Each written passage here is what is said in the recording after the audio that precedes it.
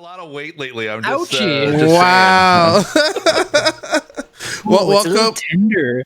Well, welcome to another episode of Gaming Podcast, episode 25. Hey, that's a nice. Hey, this is our quarter. Wait, this is a quarter episode. Wait a minute here. We are carrying this podcast here. Wait, my back is tired. Oh my god, you're right. Steve Saylor, how's it going? Going good. Working away. Got some projects on the go. Yes, congrats on a new podcast as well. Yes. It's going good. Episode 1 out, available right now. Yeah, episode 1 available right now, and then I can actually be able to. Yeah, you know what? I could give it exclusive. So every week, based on the podcast, it's called a Gaming Insight or Gaming Insight with Steve Saylor, and each week, basically, I have a guest on to talk about sort of the biggest news of the week. And it looks like basically what we're talking about today is definitely going to be the biggest news of the week. And I can actually be able to say that it's going to be about Nintendo. And I basically brought in a kind of swung for the fences, and I got myself a Tim Geddes to join me on as a guest. Oh, hell yeah. Good friend of the show. Awesome energy as well. It's going to be one hell of an episode. And heck yeah. I know he loves Nintendo as much as we do. So good. Good exactly. Catch. I was like, figured why not? He's super into it. And actually, I haven't even heard his thoughts yet because he wasn't even talking about it on Kind of Funny today. So I'm super curious. But yeah, that'll be that'll be out on Friday morning. Awesome. So let's just hope there's no bigger news. Let's hope there's not a complete meltdown. Nothing else happens. I mean, Elden Ring was close, but let's just hope Embracer Group just keeps it together. Please, for the love of God, just don't diminish anymore, and you'll be okay, Steve. I know. Well, here's the thing. That's why I don't book my guest. I'm trying not to be able to book my guests so early in the week, just because I figured, you know what, it's just like things could change in the week. You never know. And then I'm like, okay, but I'll record them on Thursday night because I figure, you know what, nothing's going to be releasing on a Friday. Yeah. But yes, I'm sure that at some point I am going to get screwed. And are you saying there's a possibility you're like, hey Tim, I gotta bump you till next week, buddy? sorry, you gotta get bumped. I got Phil Spencer coming on next week. Oh God, if it was a Phil Spencer, I think he would understand. Yeah. So that's awesome. And Steve V, wearing that white TV shirt I see there. That's right. Got to represent the zone. Is that in the zone? Got to represent. Got to bring it home for us Canadians. I'm doing really well. I mean, we're already alluded to it. It's a big day for gaming news. I took a little trip over to Service Ontario today. That sucked. But I'm feeling the energy today. It's never good to go to Service Ontario. Would you have to do like renew your passport or something? Health card. Health card today. Yeah. Which was funny because I discovered my health card expired 6 months ago. Okay. Well, I am just thankful I survived. Trips out of the country. You were in LA. You were in LA for so many I was ripping around. I was in Colombia. God knows they would have been like, "What is this?" It's you know what's gonna bake your noodle? I just got rid of the red and white card last year. Shut up! No, you did not. So you know what? So did I. I was going to mention that. My birthday last year, he got me. He put me in this lock, in this loophole, like mind trick. I was holding on to it for so long. I'm like, crap. Fine, give it to me right now. This is biggest regret ever. I went through all of the COVID vaccinations with my red and white card. So did I. Like, it's fine. It works. Yeah. So not to get into like a huge tangent on health cards here on a video game podcast, but my dad, he is also like you guys, just holding on for dear life. I have seen his red and white health card. It is stripped together with like tape. It's so was mine. Mine was clear tape and everything. I have had that since I was at I think a kid or or as early teens. And I'm much older than that. So mine was been around a couple of decades. Yeah, mine was from the 80s, and it was holding on for dear life. And I remember one point I had it was broken into 2 pieces. I had it in different slots of my wallet. just to carry like the barcode. Like, oh, you need to scan it. Here's the barcode. Right? strip. Yeah, exactly. Yeah. Just strip Right. if you want. So, yeah, it's sad. Cause I don't know, I just hate to renew it. I'm like, why did I renew this? That's the thing that was holding me off on doing it, because I was like, I don't want to have to renew this thing all the time. Like, why? Exactly. So, Riley, you got any old health cards? No, I don't. I think when did they discontinue the old one? Like 20 years ago. It was a long time ago. It wasn't that long, but it was quite a while I think it was ago. when we were still in college. It's when it happened. I think it was in college. Yeah, so that's probably at least about 2010. 15 years ago. 15 years ago. It's not that far from 20. So I've just never had it. I just never needed it. I just never needed to switch. and I had so many giving me threats, being like, "Oh, we can't accept this." I'm like, "Yeah, okay, just type it in. Just type the number." I think you can. Yeah, I think you you have can, to take it. What are you talking about? Yeah, So- for the first 10 years of my life, I lived in the States, so I don't know if I had one. So I think when I came over, I missed out on the red and white one. Oh, you just got the green one like by default. Yeah. I just got the Interesting. default green, and now I'm just in the habit of renewing it whenever it's due. I gotta get my passport done actually, because it sounds like June's gonna be stellar. Like a lot of gaming stuff. Oh, with like IGN and IGN Summer Game and- Fest. Summer Game IGN, Fest. Xbox said that they have their showcase coming as well. yeah, that's so, true. I mean, it sounds like I just we hope might it's have to all in one go some week. places. I just hope it's all Oh one my week. God. Same. Because Don't I'm like, be like 2 weeks here, 2 weeks there. Yeah, I don't want to be in a month Yeah. in LA.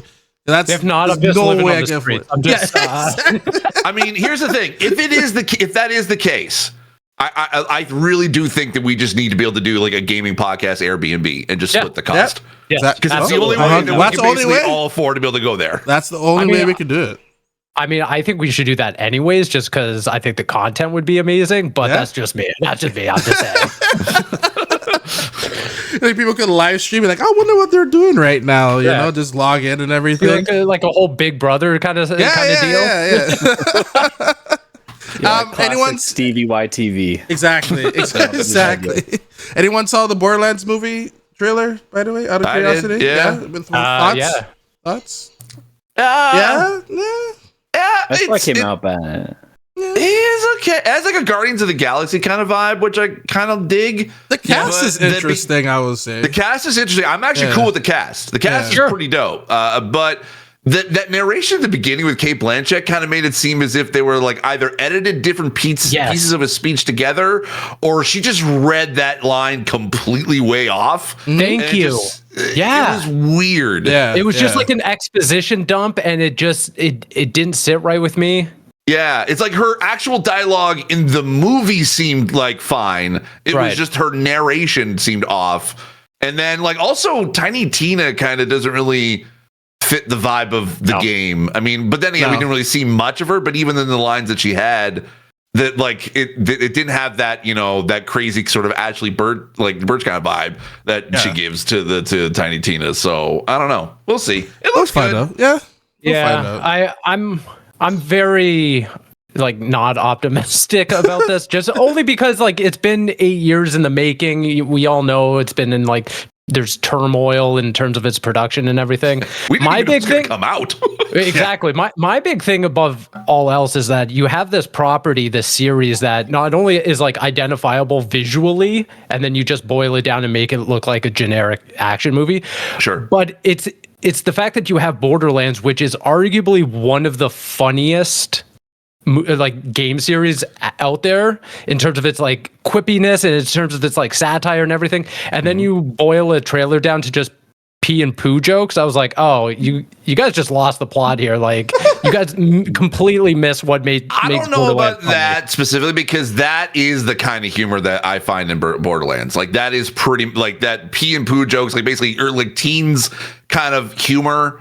That's a humor vibe that I always seem to like see from Borderlands. I mean, Tiny Tina had a little bit. Tiny Tina's Wonderland like had a little bit more than that, because it definitely had a lot of D&D jokes in there, which I really loved. Yeah. But it like that kind of like teenage boy humor has been the staple of Borderlands for a long time. So it fit that vibe. But I totally get what you mean about like it just sort of like, I don't know if this can translate to a movie. It translates to a game fine, but to a movie, we've seen a bunch of movies kind of doing the similar things. And I mean, I don't want to like armchair armchair like produce it or anything, but like I feel like they took like a step back of having that like almost Mad Max vibe. There's a few shots in there where they kind of portray that nicely, but then otherwise it just, again, to your point, Steve, it kind of feels like we wanted Guardians of the Galaxy but just on a low production cost. I was like, I don't know. Well, we'll find out when that comes out later in the summertime. We'll move on to our first topic here, Nintendo's partner showcase. I'm gonna exclude some games out till the end of this for purpose reasons, because it's gonna tie into topic number 2. But they announced a bunch of games such as Disney's Epic Mickey Rebrushed. Didn't this come out? Yes. Did this come out already before too? Like this is like the third run, I think.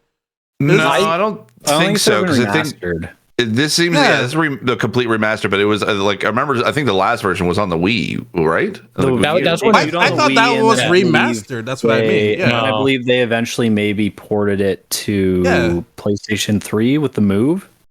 Well, did they not do like one? Was the one thing, right?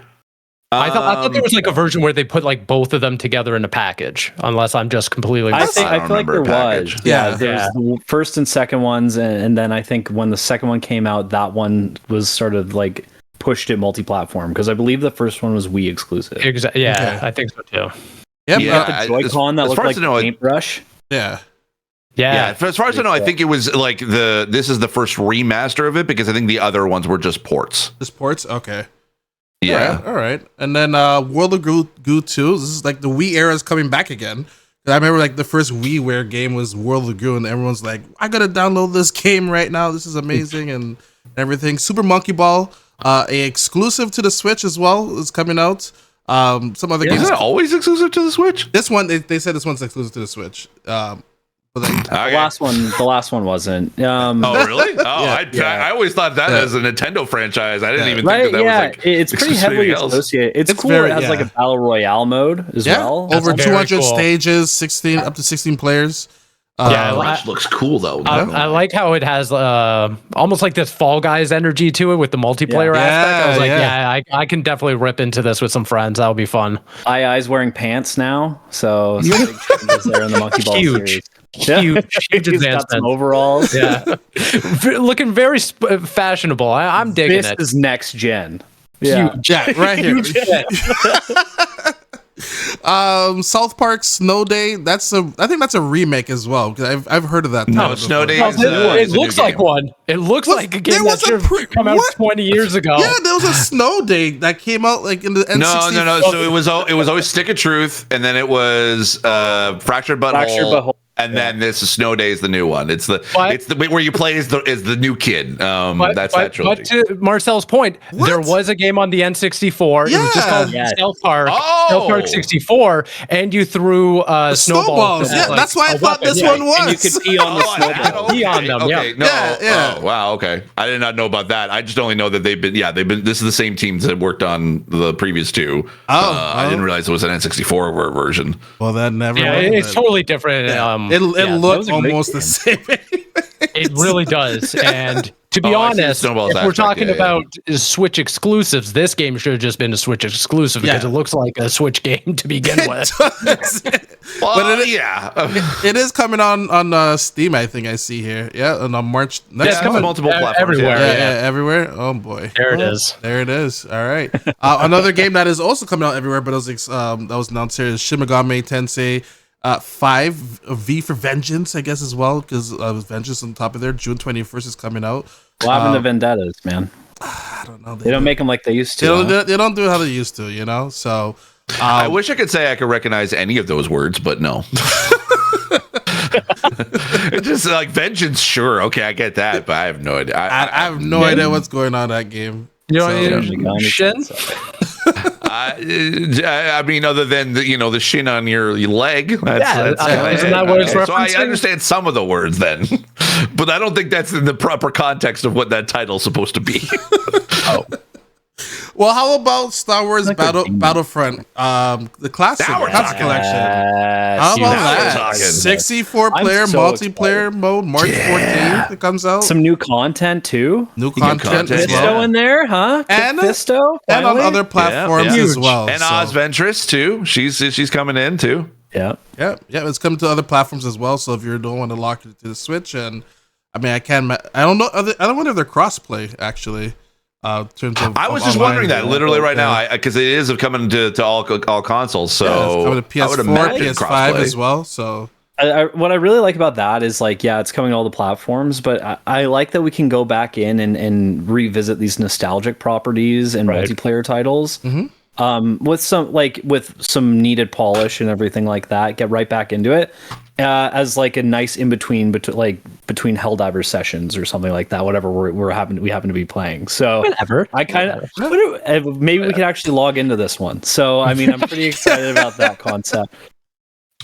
imagine Apparently- being so successful. You're like, we didn't see this happening. We can't Yeah. log in anymore. We're Our servers are melting down. Yeah. Can you stop leaving people are leaving PlayStations on so they don't get logged out? Yeah. That's So it's smart play. cross-gen is what they're saying for the game for Okay. PS4, PS5, but no crossplay.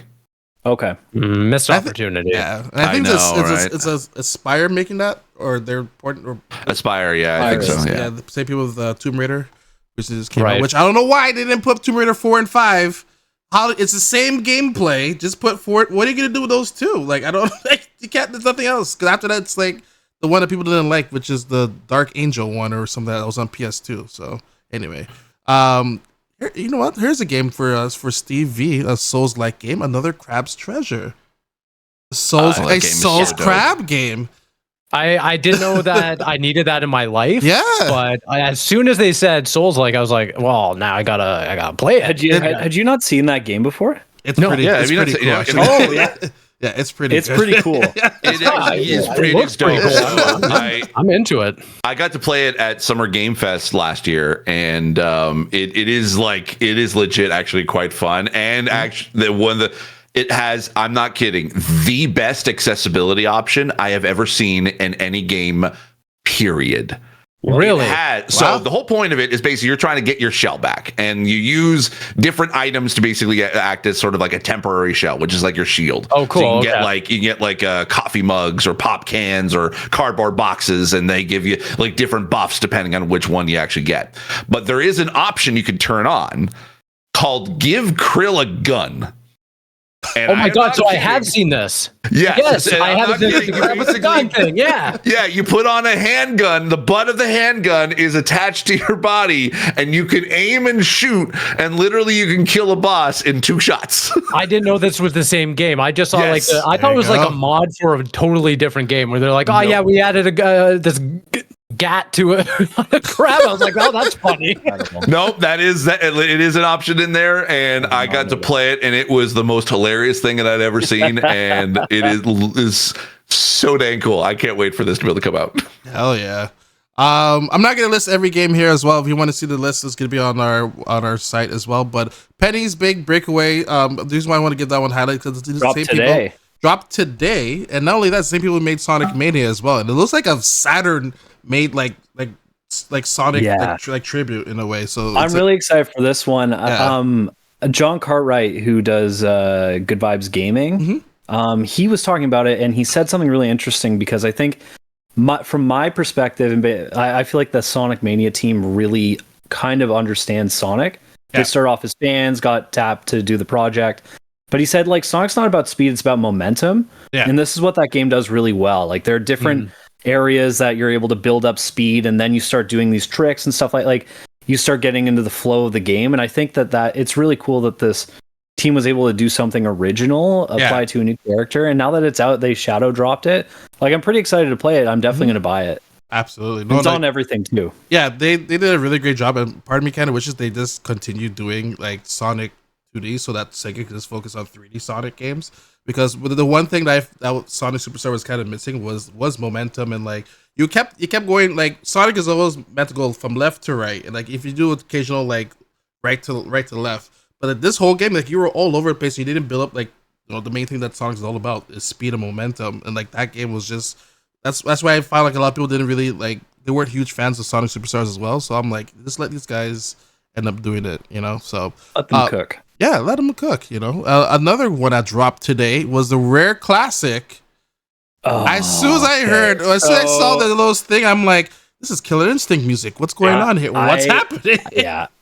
Okay, I cannot describe how excited I am that Rare, the Xbox and Nintendo are working together on this level, and they're able to like give Nintendo fans the classic games that they remember. So is this like, another category? This is like doesn't seem like it. No, because I guess it would all fit under, you know, like the Super Nintendo, N64, like it all. Okay. It's all. Oh, this is all this. So yeah, so it's tiered based on the platform. So right, okay. The 164, yeah, and then N64 is expansion pack, which yeah. I'm just wondering if more is coming out because like, what about Killer Instincts on the N64 version? Yeah, you got Gold. Donkey Kong 64. Yeah, there's Conquer. Yeah, Conquer. Diddy Kong, Perfect Dark. Right? Like, you can go on and on. DK64, yeah. Why not just make just make Rare its own, like, you know, you have 64, you have Game Boy and NES, just make Rare their own category. Here's the thing that I have my biggest complaint about Nintendo at the moment. I mean, you can complain about a lot about Nintendo at the moment because Nintendo's getting Nintendo. But my biggest complaint is how random the decisions of games to put on backwards compatibility, like, or on the online service. Yeah, like, it just seems like the weirdest choices. That there's some games that players want, but then you get like the weird ones, like basically because the games they launched like were all from Rare, but they weren't all from the Rare replay, right? Like there was still some missing from Rare replay. They were all in Rare replay, right? But wasn't there like one or two missing from Rare replay? They haven't gotten everything from Rare Replay, but all of the ones featured are from Rare Replay. Right. Yeah, so that's what I'm saying. It's like they've got some from Rare Replay, but not all. And it just it just seems like that they're kind of like very picky and choosy, and I'm not sure why. Like the fact that we still don't have any Game Boy or Game Boy Advance games in there. I would love that because I like that would help like play. I mean, I have the Analog Pocket and I love that, and I'll basically building my collection on that. But you know, being able to find the games that are too expensive to be able to find the cartridge for, I love to be able to get on the online service. So yeah, I think that's a really good point. And I think what made this drop really cool was it kind of tied in with the Xbox news very well. Sure, I think so. They're like, here's 5 games that are available today, which is kind of like a rare thing for them, pun not intended, for them to do, because they usually will be like, and this game comes out next week, and these are primarily social plays on their part, where they're like, here's the next game coming to the service. It's a Game Boy Advance game, it's a NES game, it's a Super Nintendo game, it's a Sega Genesis drop, like different things like this. They tend to do. So this drop to me, it's emblematic of bigger things. Like we have Banjo-Kazooie, GoldenEye, and I'm spacing on the other one right now. Well, the Donkey Kong Country series basically still they have on there. And I think for the most part, I don't know what approvals are needed on the Nintendo side for the Donkey Kong stuff in particular, but I think that primarily, like we're starting to get the Rare software on there. So I think that this drop is like, you got Battletoads, but it's not like Battletoads on the NES. And you got Killer Instinct, but it's not Killer Instinct Gold. So different little things like this are kind of falling in place where like, okay, so maybe 6 months down the line they're like, here's Banjo-Tooie, here's Perfect Dark, and here's now that it's open, like the gates are open, so like this classic software can come back. Sure. I think to your point there is like a certain amount of, I don't know, like preservation I think that Nintendo has to games that are, I want to call them like upper echelon in terms of like its partnership with Rare, whether it's, DK64 or like Diddy Kong Racing and everything. That's always like a back pocket thing I feel for them, where it's like, this other strenuous partnership, it didn't pan out the way we wanted. There's a delay, a hiccup, anything with our like rollout. Let's hold these like beloved games that will just like boost our subscription rate, boost engagement and everything for when we need it. I think that's really what it is. I don't know about like the back pocket thing, because if that's the case, they need to get a much better wallet, because that wallet be bursting at this point with the amount of games that they kind of just holding on like into their back pocket, as it were. Like it's just silly to me. It's like you have it like you have a whole entire mass library, and especially as you said, like with the game preservation, like we're losing a lot of those games. The fact that the Wii Shop is not around anymore, and the fact that it had to take one person like Gerard the Completionist to basically to buy every single game and every single DLC from the Wii Shop and the 3DS store in order for the like to at least preserve the games that would have been lost to time. And like Nintendo's sitting on these, and they're suing people like that are putting people in jail for basically for people putting up ROMs of games and selling them or whatever. Like they're making their own problem. Like the fact, I don't think it's just sort of like putting it in their back pocket. Like they created this problem by the fact that they're not putting these out available to all players on the most modern platform that they can, and in the simplest way possible. Like, I mean, I don't know if they're just holding off on basically creating a new modern Game Boy, but the Switch is basically that. So. I think it's all just like in time, right? Like they have a subscription service, so you need to piecemeal these offerings. Or exactly. Would you subscribe? So that's what they're doing right now. They're building towards a better library. But if you look at how like where it started and where it is now, like it's night and day better. Like 100%. They have almost everything. You got Mario Kart, you got tennis, you got golf, you got like every kind of game. Like it's starting to fall in line now. Even weird games like. There's one that they collaborated with Warner Brothers on. It was a Game Boy Color game. Camelot, Quest for Camelot. Oh my God, yeah, that's right. It ties into a movie from the 90s that nobody watched. Like that's it's a game based on that IP. So like these things are happening. And then we also see other initiatives happening from like Konami. Konami's like, yeah, we could put our stuff in the NSO offering, or we could just re-release that whole collection ourselves. So they're kind of like trying to build this thing. And fortunately, where Xbox is concerned, they're able to partner on it somewhat, and because they have to collaborate in order for these games to even exist in the form that they originally did. So I'm excited that that's happening, and this is at least like a good sign that more will happen. Oh, 100%, and I think I'm confident in that. And I think as well, it's like, yes, I 100% understand. Yeah, the whole like IP franchise, like from different, like IP being holded by a ton of different companies. You got, Warner Brothers, Konami, like Capcom, all that stuff. Like I understand the getting the rights and the licenses for that. But I'm still talking like actual like full on Nintendo games that are still not available. Oh, yeah. Is there one you're thinking of in particular that you were hoping to see? Well, honestly.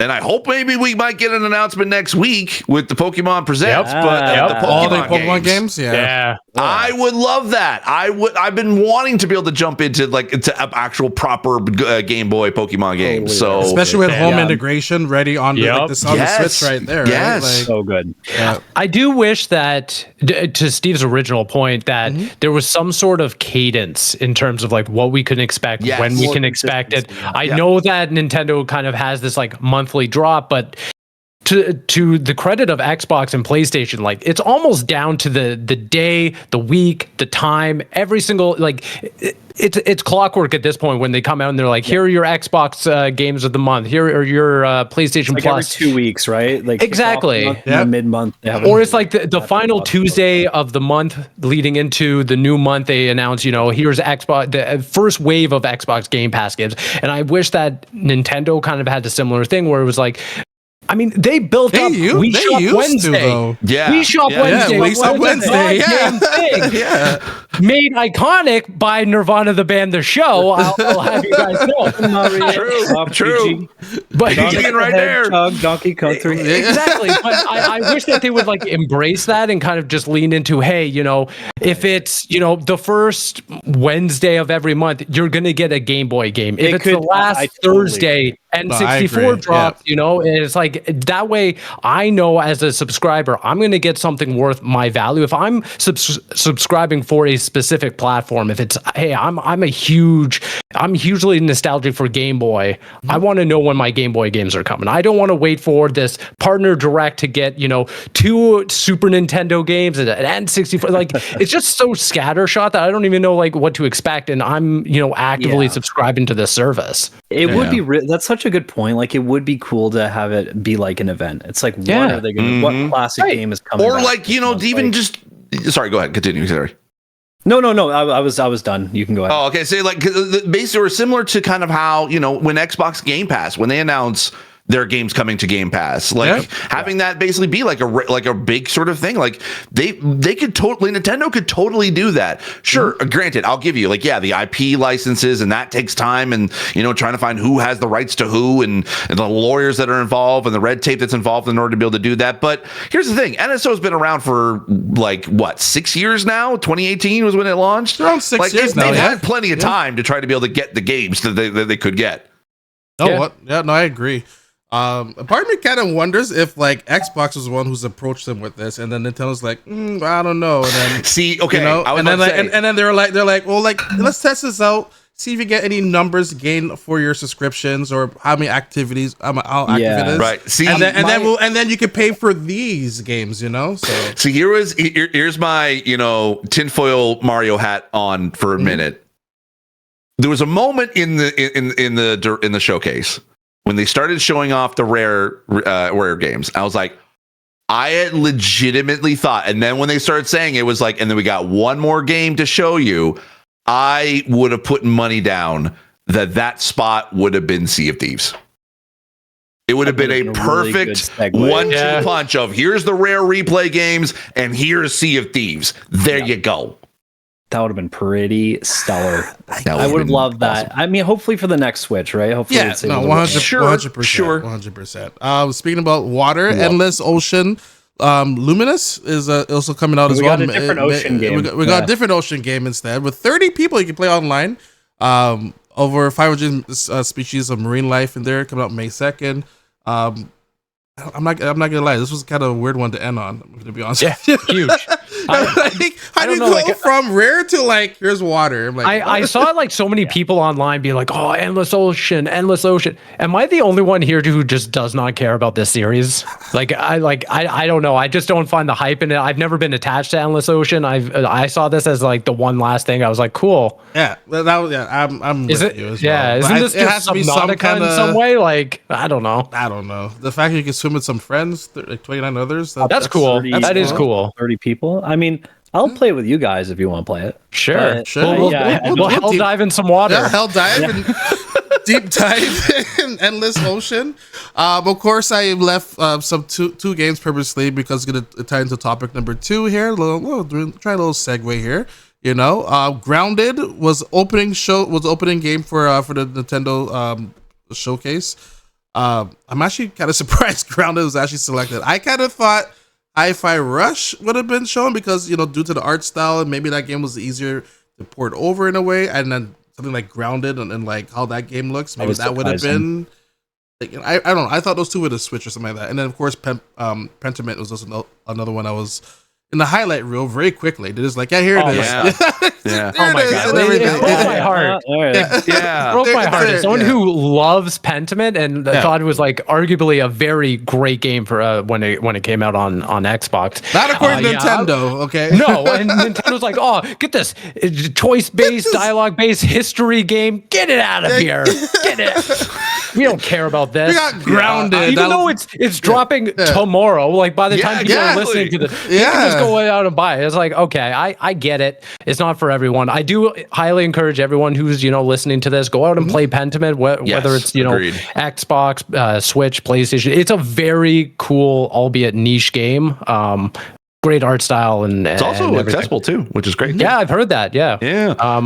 But that's okay. But that's those two games seem like the weird, the games I would not expect for Nintendo. I would have pegged Hi-Fi Rush. Pentiment, it seems like the perfect game as a pick up and play. No, for sure. But but I'm just sort of thinking out of the 4 games that were sort of potentially, that they were talked about as the 4 games coming from Xbox multi-platform, I would have thought, Hi-Fi Rush, 100%. And then potentially Sea of Thieves, like that. Like if they were able to get the online working, I could have seen those two, and then Pentiment would have been my third, being like, oh, okay, yeah, sure, like that might work. I don't know. It was just weird that it just seemed like it was Grounded and Pentiment. Granted, both from Obsidian, so like that's great for the Obsidian that they're going to get some new players playing their games, which is awesome. But I don't know. It just seemed like those two kind of were the ones that I did not expect to come to Nintendo, and I would have thought they would have been on other platforms. I do agree to a certain extent. I thought Hi-Fi Rush was a shoo-in just because of those t-shirt leaks. I would have put money on it. I would have went to Vegas and put money on that. To the point of like Grounded versus Sea of Thieves, I'm not overly surprised that Grounded is the one that can theoretically run on the Switch. It literally looks like it's grounded. Yeah, and like it's running when you compare both of them when running on like a Series X and everything, Sea of Thieves is still like objectively one of the higher performing games, like visually and performance wise. Like the water physics and everything in that game is a marvel. Like the vastness of the map is way bigger. The fact that you have to have like not only like virtual enemies on there, but other ships from like other players and everything. I think it's a more intensive game than we even give it credit for the Switch to even run, even a cloud-based version. It runs on the Xbox One too, right? Yeah, well, that's the thing. So, I thought that the cloud version would have been okay, because that seems kind of like the lightest load as far as from what I've been able to like. I've tried playing Sea of Thieves on different sort of devices, playing on cloud. I played on like a Chromebook. I played it on a MacBook Air, and a bunch of like even on my phone, and it runs great. Like it runs extremely well, and that's where I thought that Microsoft would have flexed a little bit of their their server based, cloud based prowess a bit by basically being like the best cloud game on Switch, and that's where I thought that was gonna happen. I didn't think it was gonna run natively, like as you said, because there's like a lot that's in there that it would have been maybe a little bit too powerful for the Switch, but it just seemed that like that would have been the perfect use case for potentially maybe I know that they sort of confirmed that Game Passes may not go to other platforms and it will be just for Xbox. But if you were to make an argument as far as like which platform Game Pass could have potentially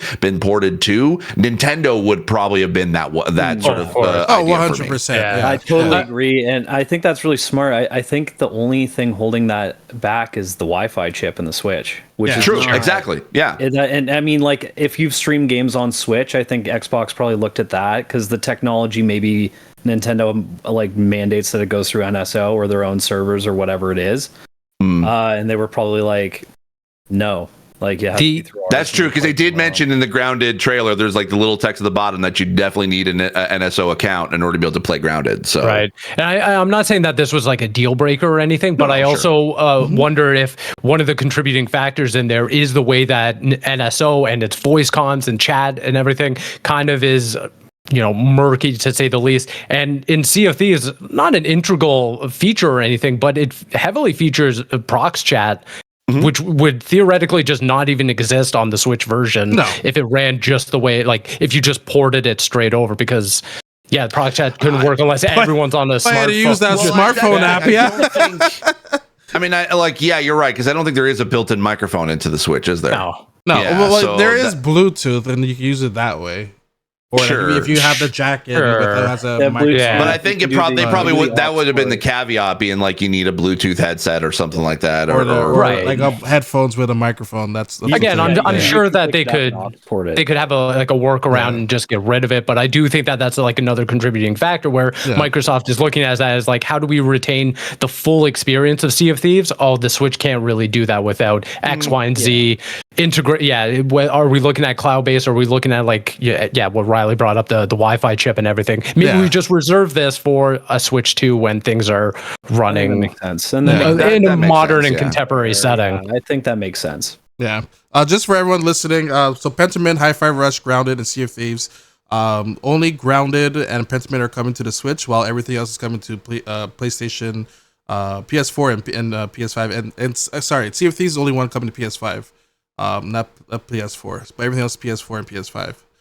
Which, like I said, I'm really surprised Hi-Fi Rush is. I like this. How the game style is, I feel like you could kind of scale back due to like the art style and everything, just to run that game in the lower to get it maybe at 60 for the Switch. That's why when they said grounded, I was like, what? Like I thought it was gonna be the other way around. Like maybe that's what I was saying. Yeah, bring that to the Switch too, and like when grounded Sea of Thieves, because these are coming. Like they're like when the new Switch comes out, either with like an upgrade option, like why hold on that, So it was funny when they kicked things off and the partner showcase opens up with Ground. I was like, cool, Hi-Fi Rush is going to be the last thing. Yeah. And then it wasn't. I was like, wait, you guys forget? Endless ocean, like scuba diving fish multiplayer game. I was like, where's Chai? Chai is missing. Yeah, what's happening here? I don't want to float in a gloat boat, but a few episodes ago, I said that I don't think Hi-Fi Rush can run on the Switch hardware.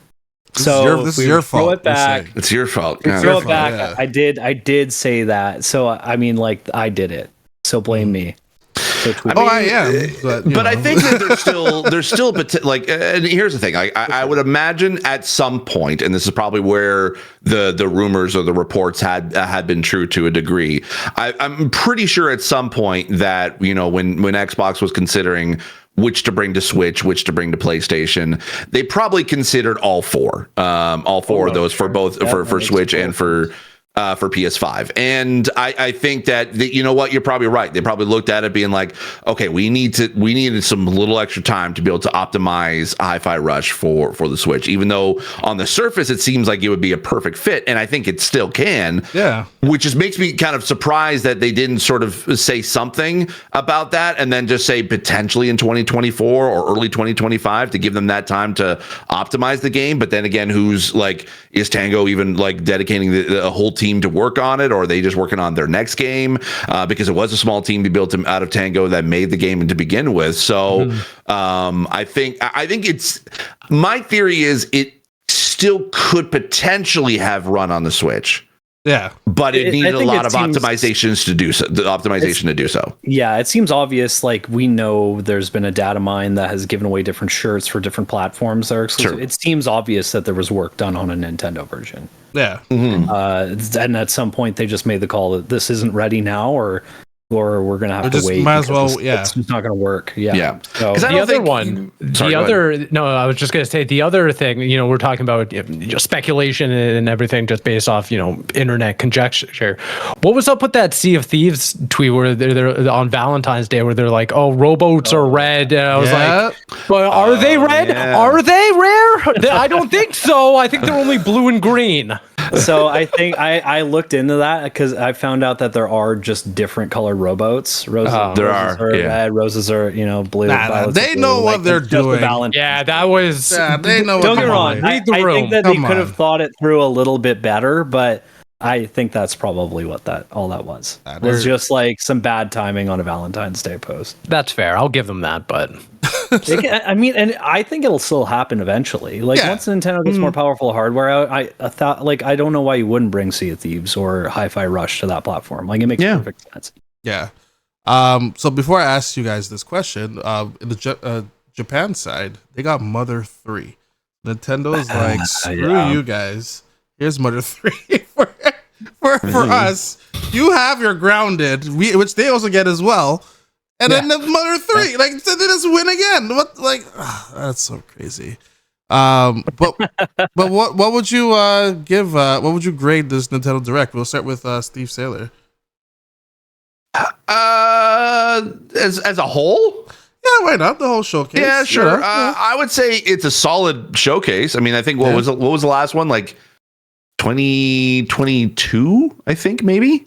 And the last partner showcase. Showcase. Yeah, and it seemed as if, like, I think if I remember correctly, I think it's like this one definitely had a lot more games that at least that I personally was interested in. But like I felt that like they crammed a lot in 22 minutes. To be honest, I think that like each trailer kind of had like 30 seconds max, and then just went on to the next trailer. Like it was by the time it was like halfway through, I think they probably went through like 15 games just in that span alone. So I think it was a solid. Like, I think there definitely is games for everybody in there, like who are watching. But like, I think for me personally, as far as the amount of games that I would want to play out of that, there's a few indies that I'm interested in. But and then, you know, obviously the Xbox games I'm definitely interested in.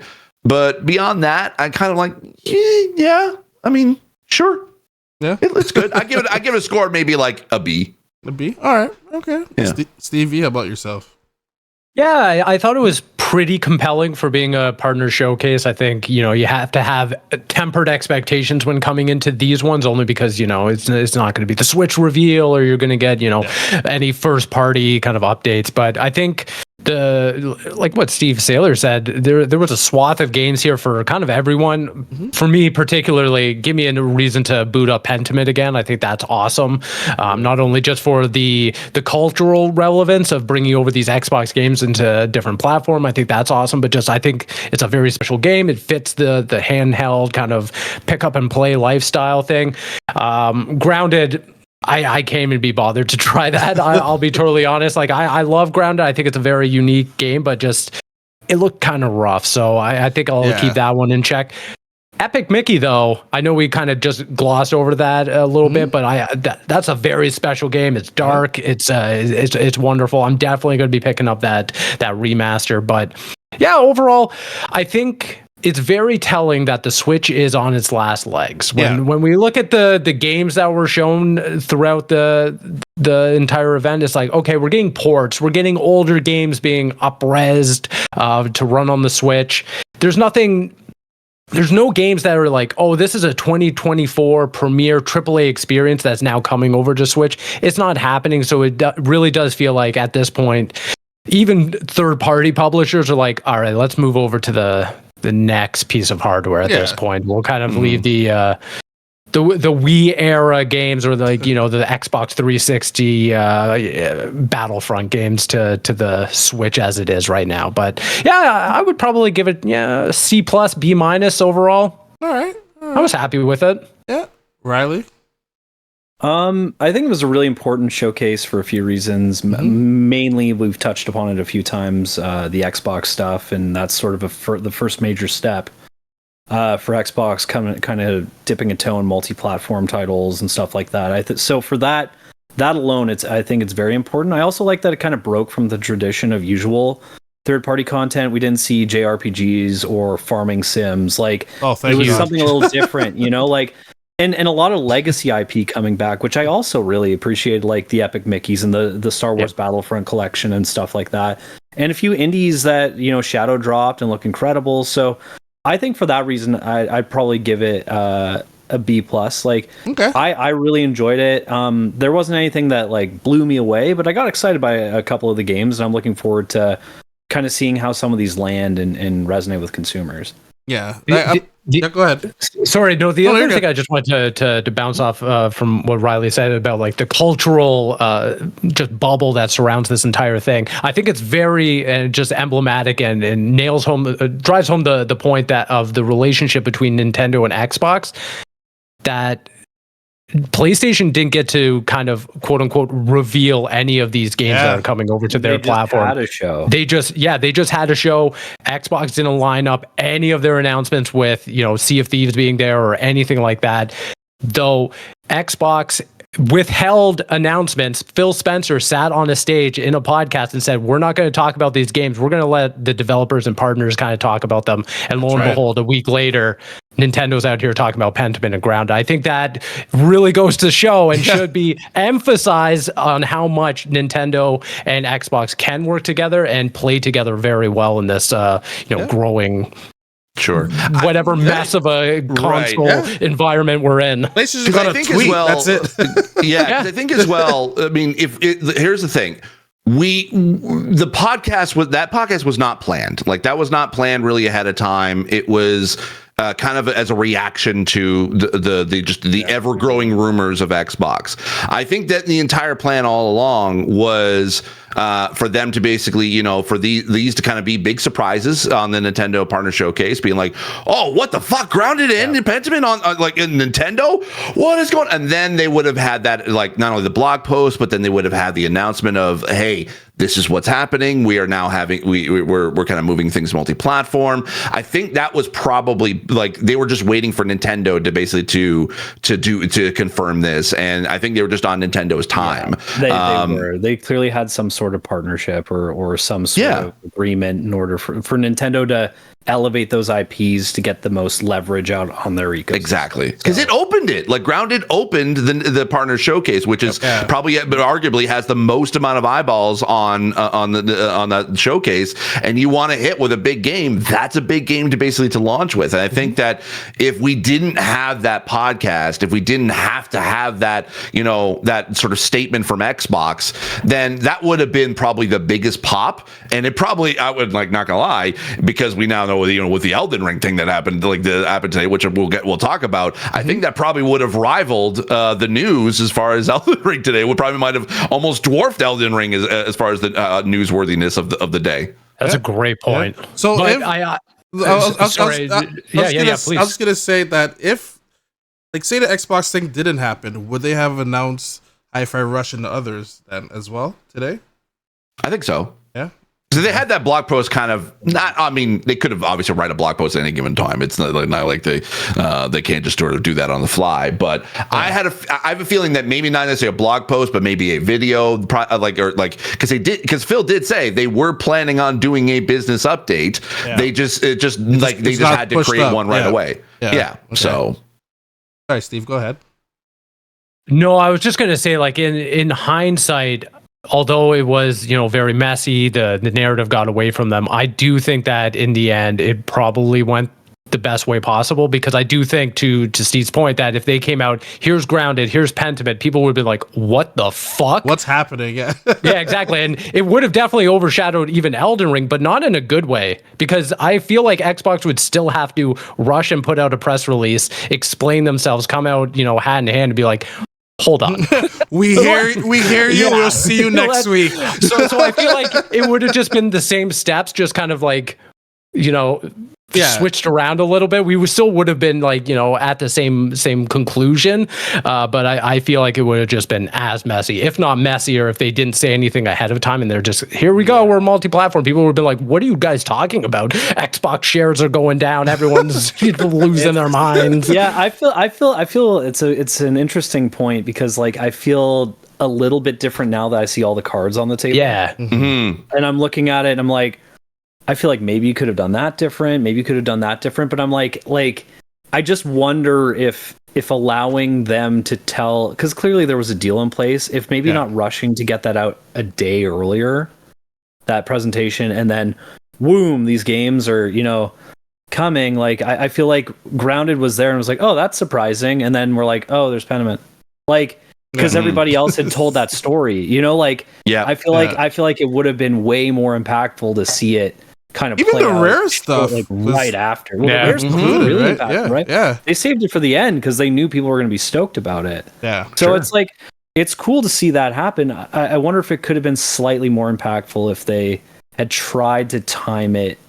I mean, obviously, even the day of and day, like. Yeah, maybe. I know they had to say something. Like if the Nintendo Direct was always scheduled for today, see like Jeff Grubb saying, "Oh, like maybe it got pushed back from last week because there's Xbox content in it." Like if it was always scheduled for today, then they had to do it last week because the narrative was too far gone. Like they had to say something. They couldn't let it linger. Yeah. So blame the console fanboys for basically ruining good surprises. Yeah. I mean, it's unfortunate that it played out the way it did, but like I'm excited and I'm happy other people play these games now too. Yeah, and hopefully this to me reads as a phase 1. So if this does well, maybe we'll see a couple more games show up. Like maybe we'll see some more. Maybe there's partnerships for Banjo-Kazooie. I don't know, but like who's to say? I don't know. I would love something like that. So I mean, I really hope and I think that this is the beginning of a meaningful business relationship with Nintendo and Xbox. Yeah, they've been working together well for a while, but I think it's starting to grow a bit now, and I think that I think that the next phase, if there's a next phase of Xbox software showing up, I hope that people will be a little more understanding or kind of give Xbox room to cook and choose their partners and make these announcements on their time. Yeah. Well, we'll have to wait and see. Physical copies also coming out thanks to our good friends at Limited Runs. Limited Run, not runs. Love it. No one. That's only one person running. Hopefully, and they also say stay tuned for a Hi-Fi Rush. But it was announced for which game was it again? Hi-Fi Rush. Was it which one is coming up for Pentiment? Pentiment. That's right. Pentiment. Yeah. Yes. Or Pentiment. Sorry. Everyone's forgetting about it. I keep forgetting about it. I'm a little friggin' upset. I'm sorry, I want people to go out and play. I'm just heckin' upset right now, guys. Shucks. Steve, why don't you take us with Elden Ring? I've never played Elden. I mean, I played it once, but I've watched many friends who played it. I can appreciate it, respect it, but I'm not one to be like, oh, all right, kick my ass now, let's go. Like, I'm not one up for that. But why don't you take over this Elden Ring, which finally announced the long-awaited DLC? Yeah, I'm very excited about this. I feel like it's been a long time coming. The Shadow of the Erd Tree has been long in development. I can't believe it's been 2 years since the base game has come out.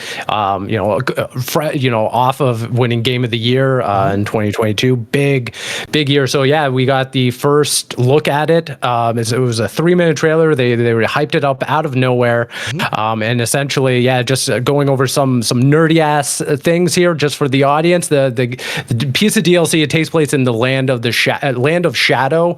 It's a whole separate area from where you play in the base game. Miyazaki went and spoke to IGN about it, and he said he compares the new piece of DLC in terms of its scope to a similar size as Limgrave, which is essentially the opening area of Elden Ring. It's pretty expansive in its own right, but I was hoping that after 2 years of development, all the success that the base game had, I thought that maybe we'd get more of like an expansion sized piece of content versus like what they're specifically calling this is more of a DLC. And essentially this really piece of DLC really revolves around the character called Miquella, who is largely just referenced in Elden Ring, never really showed in any meaningful capacity. Anyone that's ever played a From Software game knows you have to like dive into the lore, or like me, pour yourself over hours and hours of YouTube videos just explaining all this shit to you afterwards because I'm a big dum-dum. But now I feel like I'm actually caught up on everything. So when I see the dead body of Mog, I was like, oh my god, they're referencing this. Who kidnapped Miquella, and it was. Listen, guys, I'm not gonna bore you with all this stuff. I'm just very excited for there to be like new content in this game, because this was a From Software game that I poured myself into, got all the achievements, got all the endings. Like, I saw this game through front to back. Like, as I saw everything this game had to offer, all 100 plus hours of it. I was in it. Just based off the sorry. Go ahead. I was gonna ask. Do you see? So this DLC is $40 US, so probably 60 Canadian. Do you see this as like a 30 plus hour? Because like from what I think this is like at least like not even like it's like 1/3 of a map or something. And the Elden Ring map, even though I say 1/3 of a map, Elden Ring maps is massive. So that's huge already. Exactly. Yeah. So in terms of like its scale, I do think that I wish there was a little more there just to kind of put things into perspective. But that being said, what they've been able to kind of pack into just the base game in terms of just Limgrave itself, like there were so many dungeons, so many secret areas and everything. I do think that for $40, 50, 60 Canadian, that's a great piece of content offering there. And in the trailer, we see a number of like high profile bosses, not just like dungeon bosses. There's the giant fire bucket boss, which I was like, oh my god, there's some sucking monster that literally sucking the head off of you. I'm like, what am I looking at here? Miyazaki is cooking once again with some of the batshit crazy enemy design.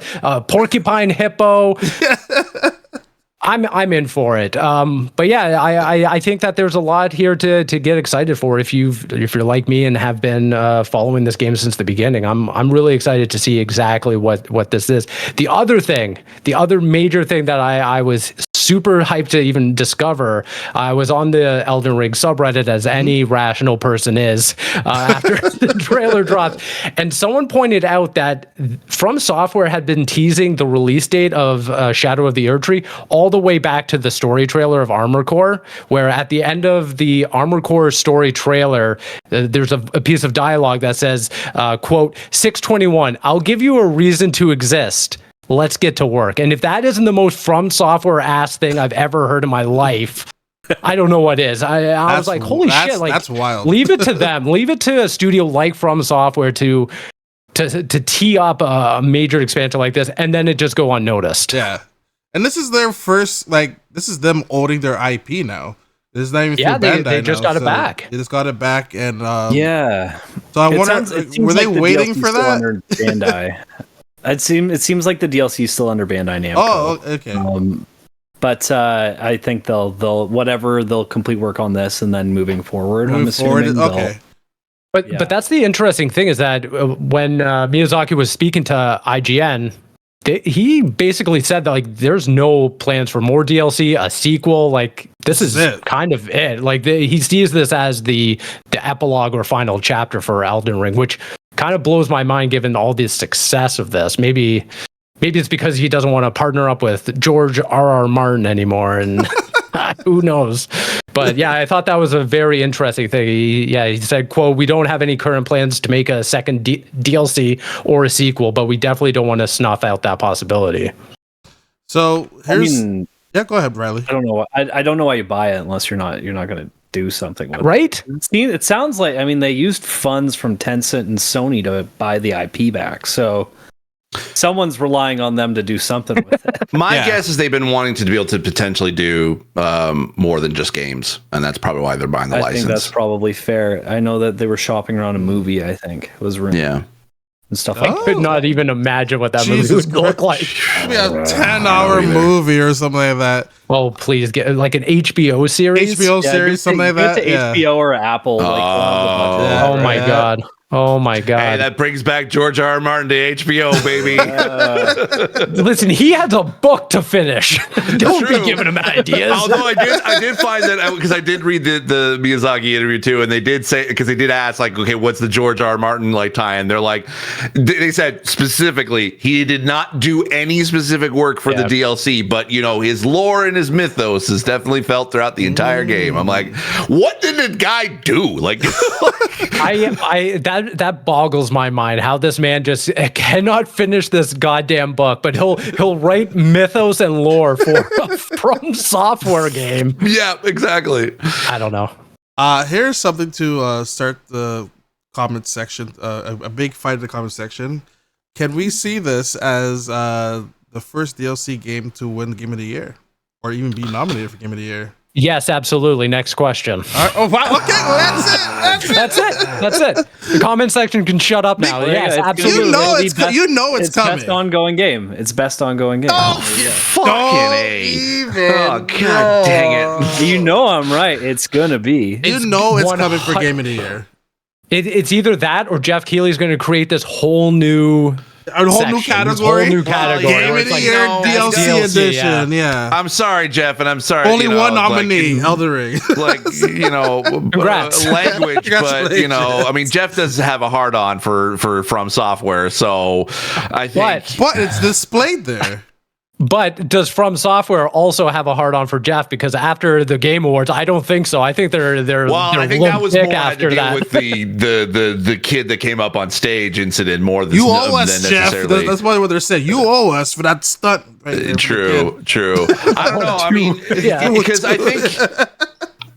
Because I mean, I don't know what sort of the voting process was for Game of the Year as far as from last year. Because considering that some people were thinking that Cyberpunk Phantom Liberty might have been potentially nominated. That was my Game of the Year. Just saying. And yeah, that's true. And I think to me, I say if we're talking about like potential, like if there was a game that came out that was 4 hours long, and it turned out to be one of the best games ever. I think then yes, it does qualify as being the game of the year conversation. So, with that being said, what difference is a DLC other than the fact that you probably would have to play the original base game in order to be able to play the DLC, and that is limiting to a general audience. And then that basically, it means that, okay, the DLC, because does that mean that then technically that not only is Elden Ring Game of the Year for 2022, but is now the DLC is also Game of the Year for 2024, based on the original Game of the Year for 2022. There is a bit of a gray area there. I think if it all intents and purposes, if it is a full actual full on, has a full story, has its own game, has an expansion on the lore, I think then yes, I think it would qualify. And that it's not that it's hard for me to be able to say, and that's coming from, but I will say this is coming from someone that has a bit of almost PTSD from Elden Ring. You need the base game to play this, right? Yeah. So my takeaway is that nominate for Game of the Year. Then, if that can't do, because it's an expansion. It's just DLC. You need the original game to even play it. Which one Game of the Year? So I can't entertain that. We're not going to entertain that because it's ludicrous. We'll talk in December. It's not even up. It's not even up to us. That's the thing. It's up to Jeff and his people, because don't put it out there because it can't be best ongoing game. This is going on social media. I'm starting to fire right now. It's gonna go out there because what's stopping if it's Elden Ring to be on there? Who says God of War couldn't be on there as well for their free DLC? Well, I think that's different. Oh yeah, that would qualify. Why is that different? That's like a 10-hour experience. Everyone was talking about raving about it. Yeah, it is a separate, but you still. That's the thing. It's but you also need a base game. It depends. I think on that specific distinction is that do you is it a standalone or do you have to play the base game in order to be able to play it? Because Valhalla, I don't think would qualify because they do recommend you play the full game before you play Valhalla. Yeah, and you need exactly the full game to even play Valhalla. So it's but it's not even play game and then you go to the Valhalla section. It's just in the menu section. It's like no return in. But it's an add-on to a game that was nominated prior in years past. So you can't. I understand, but I mean, we are arguing semantics here. Beginning. But I think that there is a Phantom Liberty-esque comparison here, where it's just also not nominated for Game of the here's Year. Golden Path, but here's Phantom Liberty. It's an offshoot here. If it was standalone, I would totally agree. If I could just buy that thing standalone, don't need the base game. But the fact that you need the base game, it's DLC. It's ongoing game. Listen, I'm here for Jeff Keighley to disrupt the industry. Yeah, he's gonna, he's gonna do it. Here's the thing: gonna fluff a lot of feathers. He has no control over it. He always has been very he doesn't control the nominations. He doesn't control who wins. It is voted by everybody else. So it really just depends on what the games media and the gaming industry as a whole decides. But it's the parameters DLC nominated or right? He sets up the parameters. Yeah, he does set up the parameters. You're absolutely right. Then you can't. It can't qualify based on the parameters alone. It would be I mean, Dave the Diver somehow managed to get I don't know about that one. Look at Resident Evil 4. This is a remaster. Well, that's a totally from the ground different up game. That is still a standalone game. You can basically buy that game as is, and you don't have to have a base game to play it. And it's a totally from the ground up different game.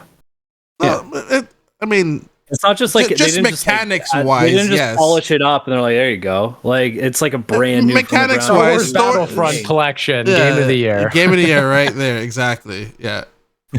I don't know. Well, we'll see. We'll see how the comment section fare off. I'm cannot wait for the day when we post this and see them take off. Circling back to Miyazaki and how much he's out there for the people. He's a man of the people. He actually did touch on Bloodborne. Which I found incredibly insightful, because this man just does not even acknowledge the Bloodborne's existence most times. But he actually talked about the long awaited Bloodborne remaster, and he brings up a really good point, which is essentially that he essentially wants to wait until there's like a hardware incentive, like a bigger gap in, the hardware's performance, just to kind of even approach what a Bloodborne remaster could even do, which I totally understand. No, like what kind of hardware is he waiting for? The fact that it was running on a PS3. No, it's PS4. It was running on PS. Okay, well, it's not like, okay, what is he waiting for? Is he like James Cameron Avatar, waiting for technology to catch up with his his ideal of what a Bloodborne remake would be? Well, I think, I mean, this is totally just my speculation, but I think that his approach is, hey, why are we doing this Last of Us remaster for a game that probably deserves more? So if we wait until PS6, let's just hold out and see what we can do then, rather than just a remaster and just do 60 frames per second. I think his expectation is, if we're going to do this, let's do something big. Let's actually put like assets and money into this. In that case, it doesn't sound like he's thinking remastered. I think he's thinking remake. Sure. Which I think is I would agree. Yeah, then I would say, okay, yeah, maybe you want to be able to like at least get some good, decent hardware in there to be able to warrant the thing. Because the thing, it's like you have because Demon Souls launched on the PS5 and was a remake, but it was also made by a different studio. But I mean, obviously From had like some big, big kind of like hand in it. And that one could probably, I would say, would be widely considered by the community as the definitive version of the game. And so I think that's kind of what players have been wanting. But yeah, based off of that comment alone, I think that basically sounds like, no, he's thinking remake, not remaster. Yeah, I mean, just to put it into perspective, here's his quote. He told IGN, I quote, I think having new hardware is definitely a part of what gives these remakes value.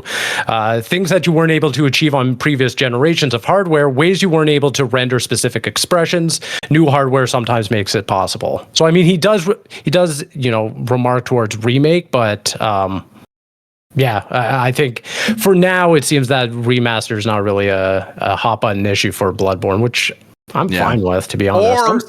Or here's the thing, I can think of it like potentially like he's got other projects that he's working on that he wants to release first, which is totally fair. And I think that I here's the thing. Okay. I know that, obviously whenever I bring up accessibility in regards to anything from software, it's automatically people shut me, or basically, put their head in the sand, easy mode, blah, blah, blah, blah, blah. I'm not, and I would love to be able to play these games. I understand the appeal to these games. I have legitimately tried to play them. And I do get the aspect of what, of the genius level design that is in this game, in these games, that essentially it is a challenge. You are learning how to basically combat this challenge with as tough of a boss as possible. You're learning all the patterns and the sort of the animations and the different sort of attacks and defenses that each enemy has. You have to come at it with you can't just come at it about a boss swinging. You have to come at it with a strategy. And I get that, and I get the appeal to that. I understand all that.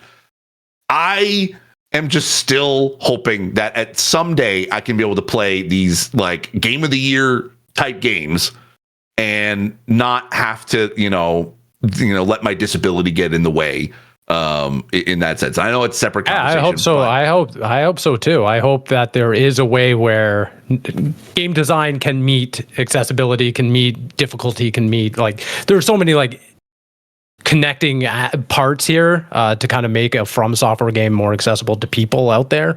That I hope that Miyazaki and his team can kind of approach that, get to that central part without feeling like they have to take something away from their vision, because I do understand their side of it. Not that I think that it's an excuse, but I do understand their bullishness to be like, well, we don't want to do this because of X, Y, and Z, because it changes our fundamental game design. I don't think that's a good excuse, but I understand that rationale of thinking.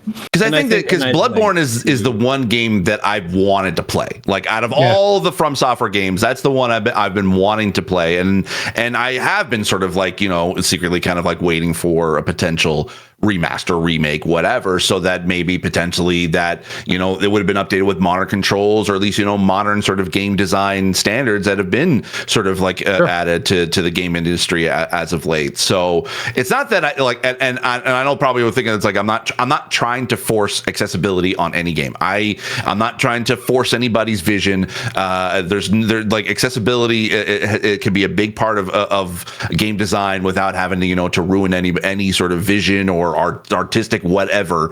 I'm not trying to force that, but I'm just saying that it is doing a disservice by not trying to include as many people as possible trying to be able to play these games. And I know that people sort of talk about that, oh, then this game is not made for you. But the thing is, this game may not be for me, but let me make that choice. Sure. Yeah. If this game is like, I should be able to just look at, you know, Persona and be like, you know what? It's not really like, it's not a game I'm interested in. I don't have to play it, but you know, it's fine. I should look at that like an Elden Ring or any From Software game and look in the same way, be like, yeah, you know what? It's just not for me, but you know, that like I could jump in if I wanted to. Like, let me have that choice instead of being forced to make that choice that I can't play it. I wish we existed in an industry where, you know, budgets weren't a thing, or, you know, risk aversion wasn't a thing, or anything like that, where From Software could approach a game like Elden Ring and put as many systems to make it as accessible as possible, whether, you know, gameplay specific accessibility features, but also like difficulty, and just try it out, put it out there, and if it doesn't work, it doesn't work. Mm-hmm. If they feel like, oh, the reception here is that it fundamentally changed our entire game, well, then at least they tried it. Yeah, true. Yeah, and I think the simple solution here too is that they should just add a gun. Yo, imagine. Well, Bloodborne has guns. I mean, Wait, doesn't Bloodborne have guns? Oh, big time. Yeah, I was gonna say, like, see, that's what I'm interested in. More I'm like, okay, guns. More guns. More guns. All the guns. Okay. We need more guns, bigger guns. Yeah, there we go. Now we're talking. Tell me a problem that's not fixed with more guns. Just an LMG. You know what they need? Stratagems that come down, orbital drops. There you go. Okay, Now we're talking. All right. Now we're talking, and you have to do like, you know, some complicated, you know, button sequence. Exactly. Yeah, we could drop in like squads of 4 onto a planet. Yeah. You know, you could like dive into hell. It would be like diving into hell, right? Right. Yeah, this doesn't sound like Bloodborne anymore. No, what's going on here? Yeah. What would you call this game? You know, I mean, hey, you know what? I could see it as maybe a sequel. Yeah, Maybe. yeah. Maybe. Yeah. I think it would take off. Yeah, and you know what? Also, let's just like, you know what? Let's just put it on, you know, as many platforms as possible. Let's put it on PC and PlayStation 5. Yeah, Those PlayStation two. 5. And you know what? We'll We'll deal with the bugs later. You know. exactly. Yeah. Well, Servers, who sort of them? Too, well, that too. I was gonna say, like, you know, it's as like if there was a game like that, it'd be as playable as this game we've dreamed up right now. I think. Yeah, so. I know. Oh my god! Right? Yeah. Man, I'm gonna play that game right now. Why don't we have that Well, game right you now? can't. Not a real Can't do it. game. No, not a real If game. it was, you couldn't play it anyway. It's just a dream. Just a dream. Just a dream. Yeah. It is my game of the year, though. Helldivers 2 game of the year. It's getting there for So me. good. It's getting there for me. Yeah, but It's what about close. for Steve V? Would it be Elden Ring or would it be Helldivers 2? Oh. Well, Elden Ring can't be Game of the Year according to Riley. So it's Helldivers. Was that my voice? It's very accurate. Yeah, with a new microphone. You haven't heard it through the new microphone. sound like that, dude. I wouldn't even sound like that. You knew that basically all you really needed was that extra good quality mic, and then it's Yeah, like that's now how you you sound. hear what you really sound Once you like. adjust your gain up, it was just that's all that came out. Yeah. You're mean, man. You guys. Oh man, Steve Saylor, what's going on for you for Yes. the rest of the week? And, you and Tim Geddes. Yeah, Tim Geddes and I are going to be chatting up about the Nintendo, and it's more about than necessarily what was specifically announced at the direct showcase, but partner showcase. But it's more of a kind of like what the biggest like that's the whole thing about the show is that we're talking about kind of like adding more context to the bigger news story of the week. Like what does this mean now that Xbox is now coming to Nintendo?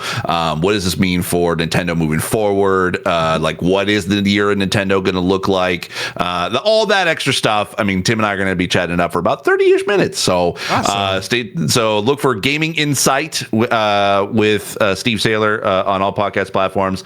Also this week, I'm working on my TTRPG project that I'm excited to talk about at a certain point. So.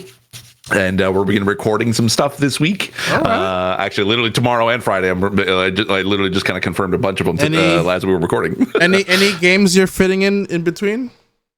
Games wise, yeah. I mean, I've been trying to be able to, Helldivers 2. Like playing that. I mean, heard that game was made up. It was great. Made up game. It's still a dream at this point. I ain't waking up just yet. And then also Skull and Bones. Actually, I've been enjoying that a little bit. Just kind of I've been debating on whether I want to go back into Final Fantasy VII remake before Rebirth. I know the reviews essentially I think are dropping relatively soon because this game comes out next week. So I know from the grapevine it seems as if that it potentially might be Game of the Year conversation. So I think I might jump back into that. I have it and I didn't really finish it. So no. Yeah. Well, I got pretty far. I mean, I don't know how. Basically, when I met Reno, that's as far as I got. So I don't know how much of the game I have left after that. A good third, I think. Yeah. So I figured I was probably about 2/3 through the game. I think I might want to start over because I mean, there's certain things I do remember of the game that I like, but I want to maybe go in fresh and start over and then maybe integrate. I don't know. But I think I might just jump into Rebirth after that. So we'll see. I may do that. Yeah. Anyway, sounds that's good. me. All right, Steve V. Yeah, I'm just excited for the Helldiver servers to cooperate when they do, so I can jump in with some friends. Shut off your PlayStations, everybody. Yeah, could you just shut off your PlayStations? Jeez, rude people. No, I'm also been playing Skull and Bones. It's a game that has it's ship there. combat. Yeah, it's okay parts. You said- Warm up to Sea of Thieves in April. That's basically it. Where I'm just You like, said, this you said would be ship combat, right? yeah. Ship Okay, combat. I just want to make sure I heard the right answer. combat I was like, too. wait, what? No, actually, the ship combat is the best part. Virtually everything else is just like busy work. I don't know why I'm doing any of this. You know what? Here's the thing. It's I could take it or leave it, but I mean, the ship combat is actually probably my favorite part. Once I kind of got upgraded my ship and I was able to get all the different weapons and cannons and especially rolling with the crew is really nice. Was this when you go off land? I'm like, why am I off land? I know. Honestly, and also I don't know about you guys. Do you even use the fast travel? I do. Because I actually enjoying just sailing. Really? Yeah, I've been loving it. I've God. been loving that, just sailing. It hits that Sea of Thieves vibes. I just want to sit on the edge of my boat and fish. It's only because I had a bajillion contracts. The best thing is that my ship has a stamina bar because it gets tired. Oh no, you got to eat bananas so my ship doesn't get tired. What is this game? I got a bunch of shark meat. I'm fine. I got a bunch of shark meat. It sounds like we all the time. Somewhere. Yeah. I only use it because I had so many contracts, and literally one of them was go to this island that's right over there, and then if you don't have it, if you don't have the stuff you're supposed to bring that island, even though there's a weird thing where it tells you you have enough to deliver this item, and if you keep it in your warehouse and you leave, and then it's you have nothing on you, I'm like, you just told me I'm like, oh my god, I had to go back to the island and I just fast travel back and everything. So okay, yeah, stuff like that. Sure, fast travel, but it's it has that kind of vibe for me, because Spider-Man and both Spider-Man 2 it's I don't want to use fast travel to get around. I like the swinging around the city. I just sailing my ship. It's kind of fun. Yeah. Yeah, all I got to say, the ghost ship destroyed me, and that's where I left off. So I haven't even seen the ghost ship yet. I haven't seen the ghost ship either. It's spooky. Sounds spooky. it will destroy you. That's for sure. So. Is that like the butcher in Diablo 4 where it just appears out of nowhere? No, it makes sure it stays around. Like, I'm here, you come challenge me, and then like it machine guns you. You're like, oh, I'm dead. So jeez, okay. Yeah. All right. Wow. I'm definitely not leveled up for that. I'm not leveled up for it. And I sanked right away. I didn't even know there was a ghost ship, so that's news to me. There you go. But yeah. Aside from those two games, like Steve, I am trying to revisit Rebirth or remake before Final Fantasy VII Rebirth. I think I'm going to do the Yuffie DLC instead of just doing like the full. Yeah. So you're gonna do integrated? Yeah, I think I'm just gonna do the Yuffie DLC. I've had it since it came out. I just haven't gotten around to it because I was like, oh, I'll use it as like a warm up for the next game. But now that it's imminently here, I think I'll spend a night or two and just kind of power through it. How long is it? I think it's like 5-10 hours. Yeah. 10 hours like Okay. max. For the Yuffie DLC. Then I'll totally do that. Yeah, I think I might do integrate. I can hold off on waiting on Rebirth then because it's not like on my absolute like priority to playlist, but it's been on, it's been talked about. People have been really enjoying it so far, and we'll see what the reviews are going to be like. I have probably predict that it's going to be pretty high. So yeah, you know what? Hey, I might even stream it. Why not? Yeah, I'm looking forward to talking about Rebirth on the show. I think that will be a pretty big game to have a conversation about. The only thing I've seen people talk about is like, oh, we're gonna play performance or quality mode, because like there are some hiccups where like I saw Cloud talking, and the texture in the background kept flickering to like soften like texture. Like this game is pushing a lot, and like apparently this is like one of the games you're like, oh, we need like a PS5 or just wait for the PC. Like don't wait for the PC. Like the PC version will just be like a quality 60 FPS, 4K experience, well-rounded well-rounded thing. Not to say that this one is like it's very like just based off of the two demos that came out. It's just, especially one that came out I think today as well. Today, right? Yeah. It's just that you see some like minor flickering like here and there and everything. So, yeah. So, Riley, how about yourself? I'm gonna try to play more Helldivers, gearing up for the launch of Final Fantasy VII Rebirth, which would be great. And I've been playing a lot of Party Animals again lately. Actually, game of the year. They got Nom, I think, right?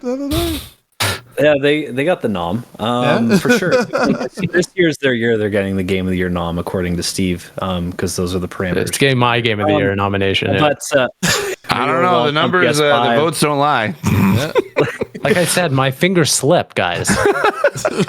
Multiple times to the point you didn't even type it in. Yeah, you typed in a whole nother game. It wasn't even close to Alan Wake and Party Animals are so close. They're not even close. The two number is not even close to anywhere of the other numbers. The letter A is way on the other side of the keyboard compared to P. P's are over there. Well, they're adding. Right now they have the Year of the Dragon Pass. So if you log on, you get a free dragon character right now. And if you guys ever play Cutthroat, it's just free. And then like you can level up as you play and unlock different alts for the dragon. Mm-hmm. But on top of that, they're adding, if you guys ever played Cut the Rope, which was like one of the initial mobile games on iOS, that they're adding Nom, who's the main character from that, in Party Animals. Like next. I thought his name was Nom. That's what I meant. So did I.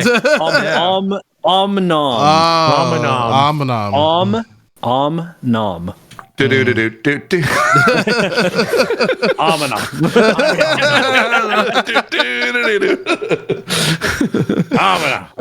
you go. Awesome. So I've been playing that, a little bit of Skull and Bones, but I'm kind of just gearing up for Final Fantasy. I'm going to be excited for that. Yeah, I think I'm pretty much going to drop everything and just start playing Final Fantasy. I would play way more Helldivers, but you know what? That's what I'm saying. I would say if you guys are available Saturday. If you guys are available Saturday, I might need some like some free democracy fighters to join me.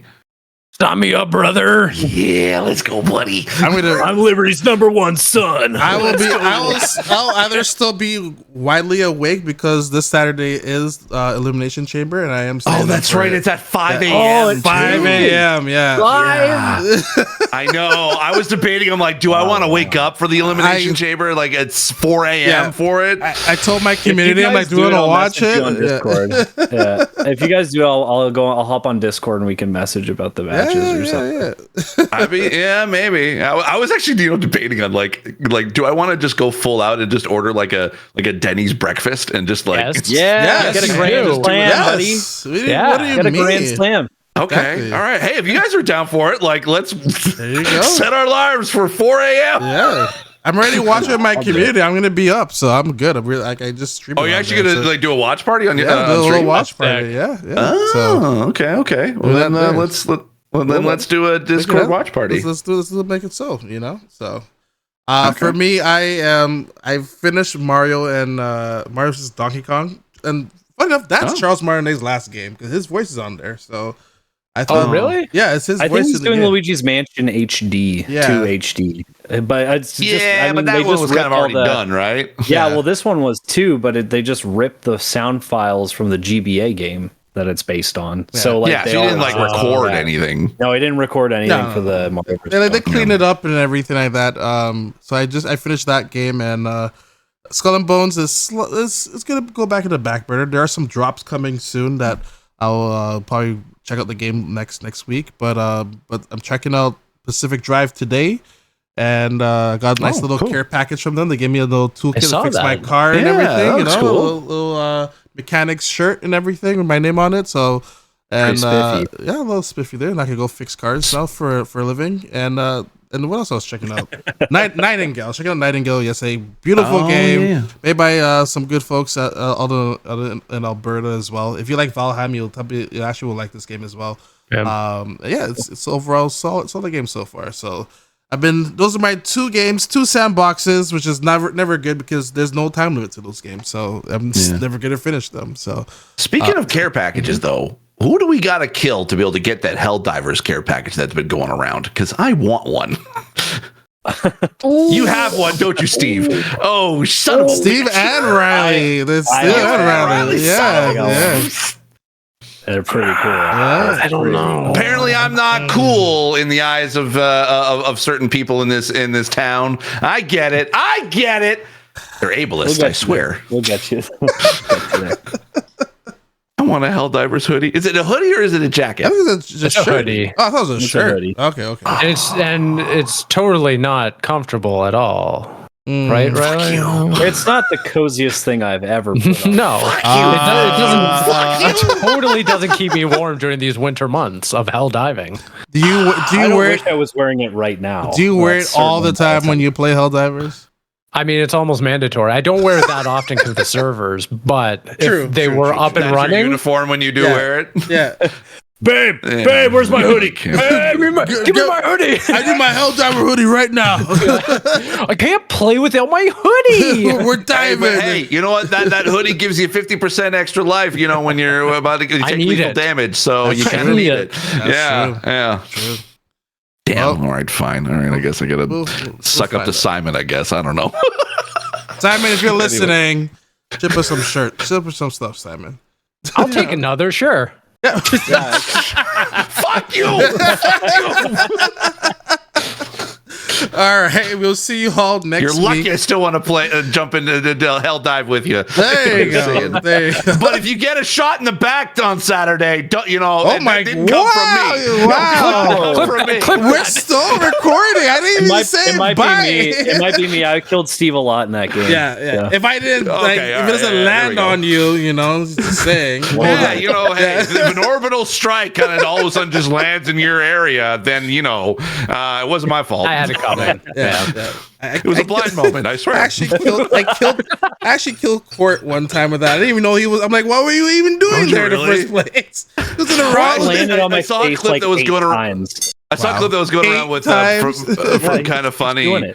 the clip that was going from Kind of Funny, where it's like Greg got stuck on top of the cannon because he landed on top of it and he was trying to shoot it to like destroy it, and then like Nick Scarpino basically landed an orbital strike literally right beside him on top of it, and he got blown out. It was the best. It was great. I love that game. All right, everyone. We'll see you next week officially. Now, have a good one, everybody.